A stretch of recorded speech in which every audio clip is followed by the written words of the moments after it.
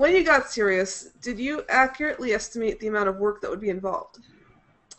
As in, the amount of, like, we all know, yeah, okay, if I'm serious, I'm going to go to Clarion or Odyssey or Viable Paradise, and I'm going to, like, strive to match the style or the authors that you admire. But do you really know how much work is involved in just getting to that level?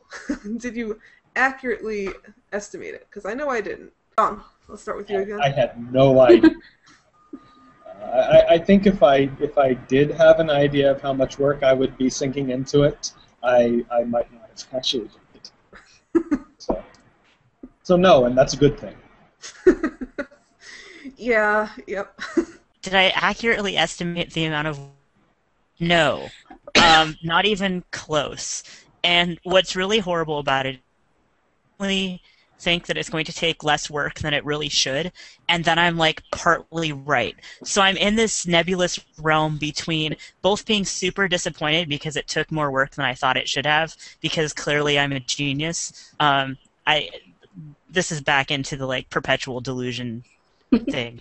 But it also has taken less work than a lot of other people who've achieved the same stuff, and so I'm kind of in this realm where, like, I'm disappointed because it took more work than I thought, and other people really just want to smack me a few times because they're like, really? Like, do you even understand how lucky you are? And I'm like, yes, sort of.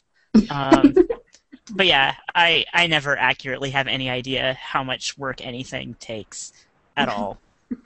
It's just, no. I don't think I've been that way with anything in my entire life. Yeah, but it's like there's the amount, like, okay, that homework assignment took longer than I thought it should, and then there's like, oh, this took like 8 years more than it should have. I don't know that I ever thought about it in terms of the writing hours. Certainly I didn't calculate how much time it would take, but I don't think I really cared. I am admittedly a hermit by choice, and so any time in front of my computer or with pen and paper, I am happy. So anytime I ever thought about quitting, the reason not to quit was that I'd have to become sociable. So I really didn't mind all the time. It took me 3 years to get an agent. I thought that was a little bit excessive. At the same time, I met my agent, and within the weekend that I met her, she offered me, which was offered to represent. So, that was like really super quick after like 3 years of querying people. But then again, I'm super, super impatient, so then everything feels like it takes a lot longer than than it should. But it's probably just a natural rate for me. So there's some things that frustrate me, like I say, because I'm just super impatient. But the actual writing work in and of itself feels about right, actually. Feels about right. That's good. Yeah, I think for me, 3 years to get an agent is not excessive.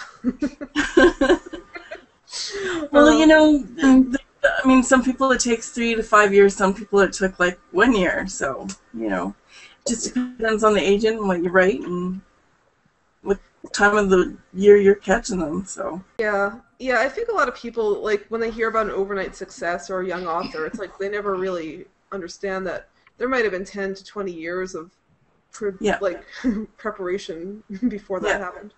Like Charlene Harris is a great example. She became super famous with her Sookie Stackhouse series, but she had been writing for 20 years before that, and published for 20 years before that. So. Oh wow, I didn't even know that. I remember reading that Robert Jordan said, "Oh, I'm just another overnight 20-year success story." Yeah. I'm gonna go with yes and no. Gotta love the vague answers, but honestly, I never expected it to be easy. I figure it's gonna take a lot of work. It's one of those things where I guess I'm gonna be pessimistic about it and be very pleasantly surprised if it is easy.